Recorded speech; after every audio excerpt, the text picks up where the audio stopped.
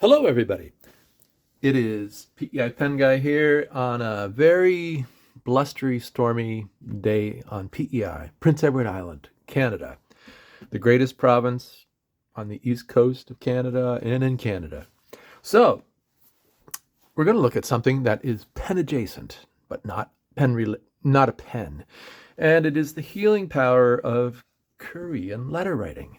And on the weekend, I went to the PEI Pen and Pencil Club Christmas do. So it was a bunch of us got together. We're all pen and stationery fans, and we're part of a club. And we meet once a month. And Dan McDonald of the Bookmark here in Charlottetown hosted a really lovely little party, and we had a great time.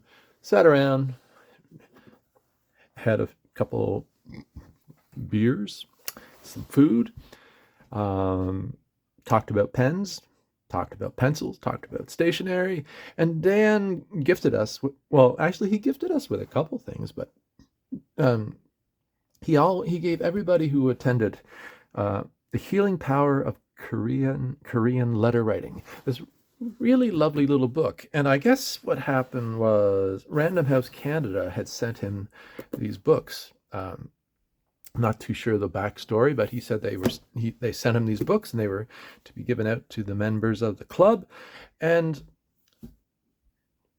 the only word I can describe it is a totally charming book, and also an incredibly generous act by Dan McDonald and the Bookmark and Random House Canada.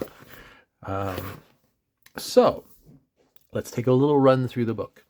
I've been sort of leafing through it. I haven't read it in depth yet, but it's one of those books you can have by your bedside and just sort of leaf through. But also, I have noticed a few things that I think were good ideas, not just for letter writing, but for those who are journaling or, just writing notes about their day or all kinds of things like that. So you could say the healing power of Korean letter writing could also be the healing power of writing a diary, journaling, etc., etc.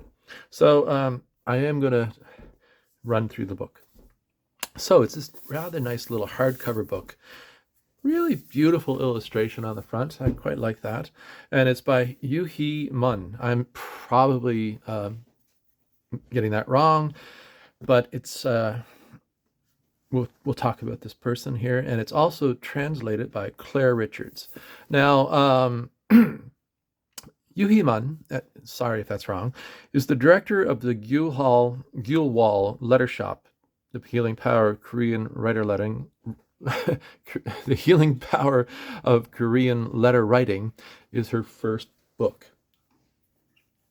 and Claire Richards is an award-winning literary translator working from Korea. I'm not too sure if Claire Richards is Canadian, but anyway, lovely little book. So, Random House Canada, and I like this script here.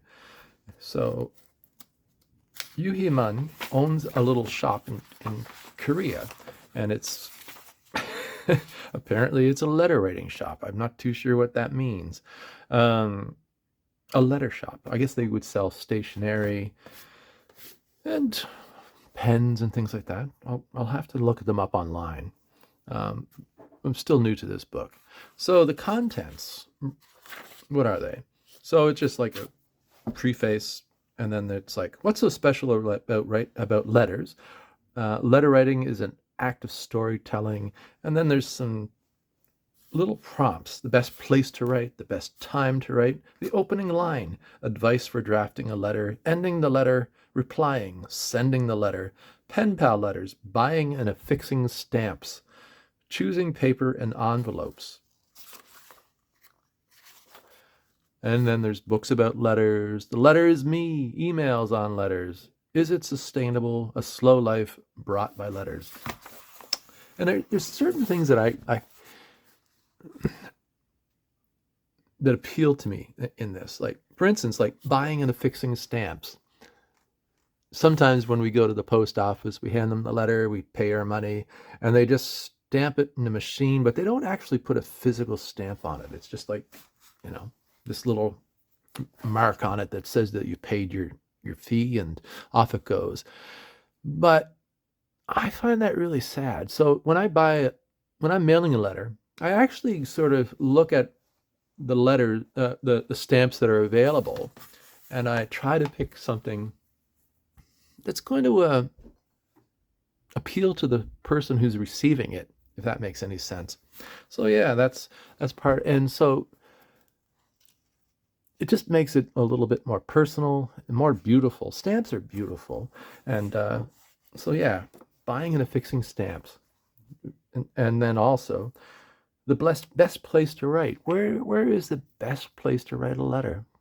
Often I like to just do it at home. I don't do it out in a cafe or anything like that.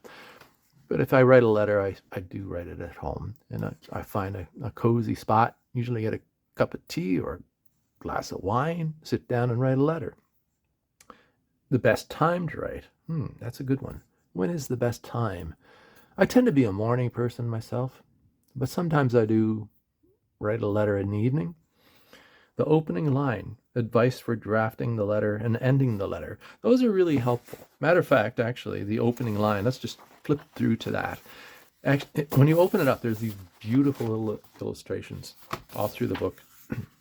And they're quite interesting.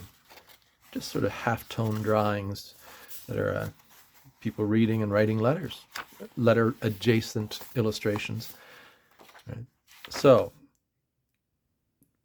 the opening line. I have to be honest, sometimes when I go to write a letter, the opening line is the hardest. For me, anyway. So, you've probably heard somewhere that when it comes to writing, the first line is key. Despite this, I've rarely found myself dwelling on the opening sentences of my letters. I think this is because I've always known my reader so well, knowing exactly who's going to see my piece, my letter, that is. I feel far less pressure in coming up with the initial opener. Okay. I struggle with that. I hope my heartfelt messages are read with fondness rather than spending ages agonizing over the sentence. It's the getting started that counts, even if it's just a simple, straightforward greeting. And that's usually how I start mine. I would say, hello, blank, whoever I'm writing to. I hope you are well. That's my general go-to. I'm doing great.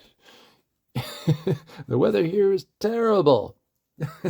Or the weather here is beautiful if it's summer. Yeah, and then chapter 7. Let's go to chapter 7. Ending the letter. Oh, that's chapter 8. Ending the letter. I usually write, I hope to hear from you. Advice for drafting the letter. So it says here, to name. Hi, name. How have you been? I know we are each... I know we see each other all the time, but it's been so long since I've written to you. Any news? And it breaks down like the name of the person, opening greeting, catching up, place and time. Actually, that's true. Place and time. When you're writing a letter, you might want to tell the person that you're sending it to where you're writing and what time of day it is and what the weather's like and what's going on in the world around you. Right now, it's storming like crazy here. Do I like the fact that it's storming like crazy here? In some ways, I do. It's cozy. We have the wood stove going. The snow on the ground is making it a bit brighter outside. Those are nice things. Anyway, it's a fun little book. Nice little illustrations. Choosing paper and envelopes. That's really important. The Bookmark in Charlottetown here has some beautiful stationery, beautiful envelopes. And there's also like things you can add to your letters, like washi tapes. You can add, it doesn't have to just be written script. You can add, if you want, you can add little drawings. You could add collage elements. You could add something that turns the letter more into a book in some ways. So those are interesting ways of doing it. I did also receive at the party the other night a letter that I have to respond to from a group in Toronto. And I will be doing that. And Dan had laid out all kinds of beautiful paper and some collage elements and some different things like that. And when I write my letter, I'm going to have to go down to the Bookmark and pick up some material and spend a little time doing some work. So I'll be looking forward to that. And anyway, but I'm also thinking like some of this advice could go towards journaling. I've been having a rough time journaling lately. Sometimes I have so much information that I don't know where to start, especially in the last 6 months. I've noticed myself like I usually write something every day, but in the last year, every time I look at what's going on in the world, there's so many things happening, and it's overwhelming. So I'm going to look through this, read it a bit more, and apply some of these things to my journaling. For instance, like, and they are things I do, like where I am when I'm writing, what the weather's like, what's going on around me, my hopes and dreams for the day or the year, and so on and so on. So anyway, that's about it. So anyway, thank you much. Thank you very much to Dan at the Bookmark. If you're in Charlottetown here, drop by. I'm not associated with them other than I'm a big fan of them and friends with them. And it was a really generous thing for Random House Canada to send these books down to him and to give to us. I'm not too sure if these are available at the Bookmark. They probably are. And let me know when you're writing a letter, how do you start and how do you end? And do you talk about, just random, like mundane things, like it is a nice day. I'm writing to you from my living room. When was the last time you got a letter? That's the other thing. So few nowadays when I go to the mailbox, it's been a while since I've received anything other than just like random flyers and junk. Used to be, and this is partially my fault, like I'm terrible. I shouldn't be complaining, but you used to get letters, you used to get cards, and that's kind of a hard thing to keep up with. When was the last time you got a letter? Do you write letters? What's your favorite envelope to put it in? Stuff like that. Anyway, hope you're having a good day. I'm having a pretty good day. Let me know in the comments if you've picked up this book. Thank you very much to Random House Canada for sending this to me. I'm going to provide some links in the description so you can look into this. And I hope you're having a good day. If you like the video, give it a thumbs up. If you don't like the video, give it a thumbs up. If you're new here, please subscribe. And we'll talk to you soon. Thank you very much. Bye-bye.